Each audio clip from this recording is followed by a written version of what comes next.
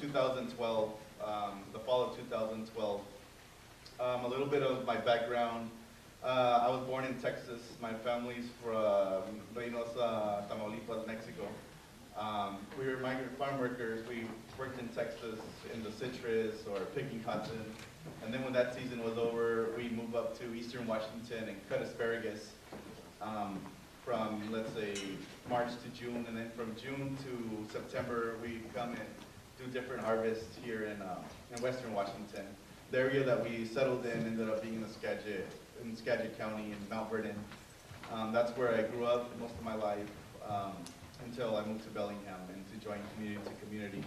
I've been doing farm worker related organizing since I was 14 years old.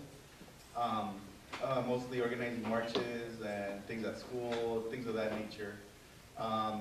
So now to be involved into an organization that specifically focuses on farm worker rights, not only farm worker rights, but the rights of workers and people that are trying to empower themselves to create that change that Angelica and Ramon are doing.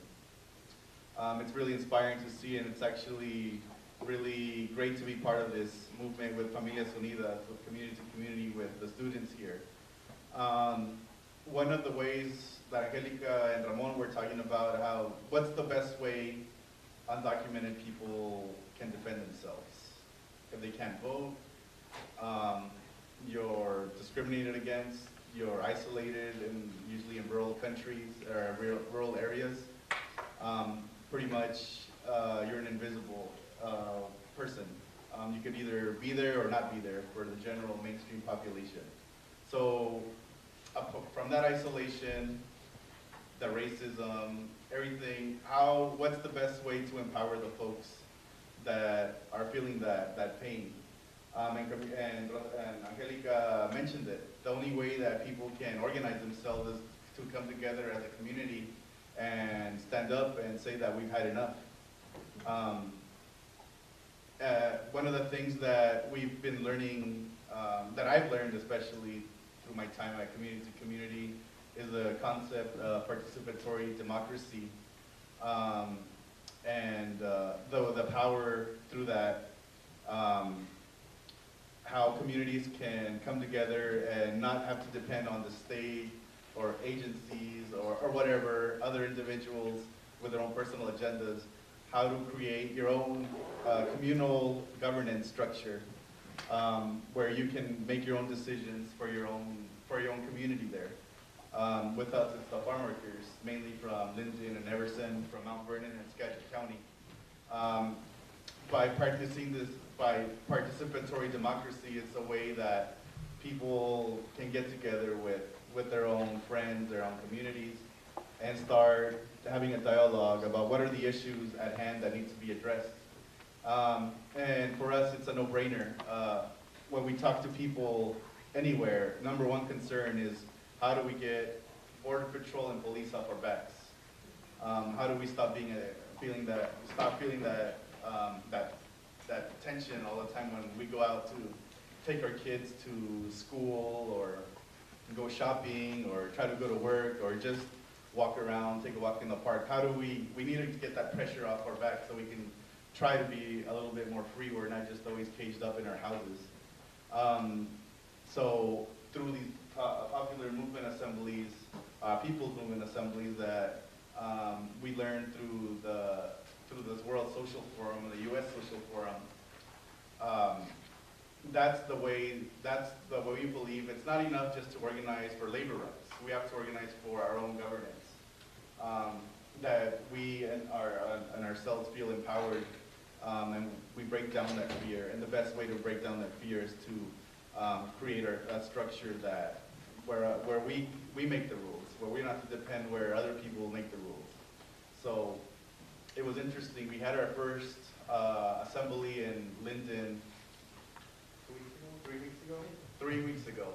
One of the first actions that people there decided without us saying anything was that we want to close down the detention centers in Tacoma and in Sumas, because many of the people have family or been in that detention center. But what they wanted to know is, is this a safe spot for us to go if we want to go to an action there, especially for April 5th, which was the Immigrants National Day of Action. They wanted to create a safe space. Well, they said like, well, if only one of us goes, maybe it'll be dangerous, but what's gonna happen if like 20 of us or 30 of us go? What are they gonna do? They're not gonna arrest all of us. So people were willing to take that risk to break that fear that are usually imposed on us by the companies that we work at, by our community in general.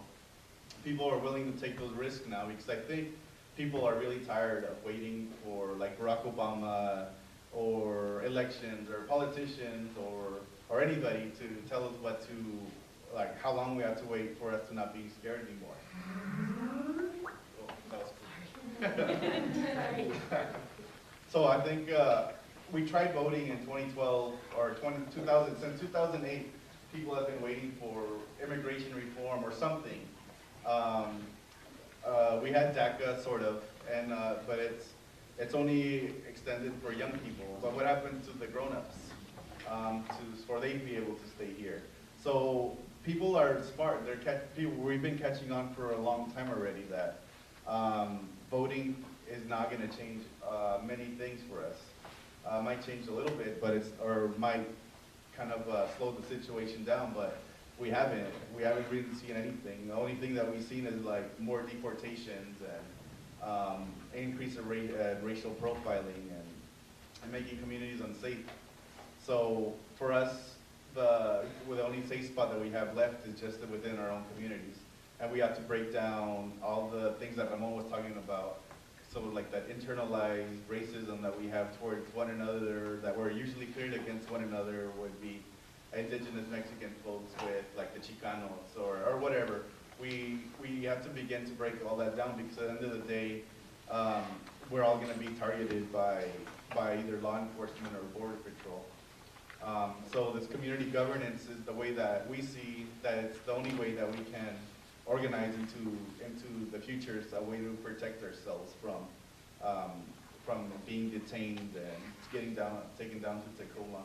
And the way that people with, like, for me, that have the privilege to be born in the United States, the way for us that we can put our bodies on the line and to defend our own communities, where the people that are most affected are leading me and telling me what I need to be doing for them to feel comfortable and feel welcomed and feel a part of the place that we're living in Whatcom County and Bellingham.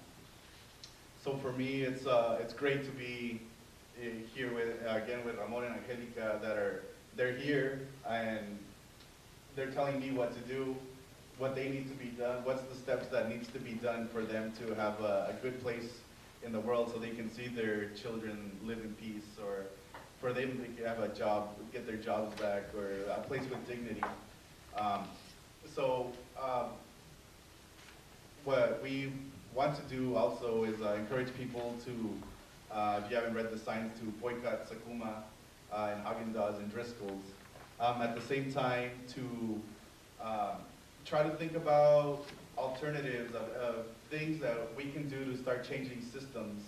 Angelica mentioned that we don't want to pay our taxes. We should start demanding a change in our systems and the way our funds are being used, the way we want to see our funds being used, the way that our police are being used, the way our border patrol and immigration system needs to be overhauled. It's up to us to start taking those steps because the people that are the most affected, in this case the undocumented folks, they're already leading that charge, either be by hunger strikes, blocking the detention centers, or anything. They're taking the risks.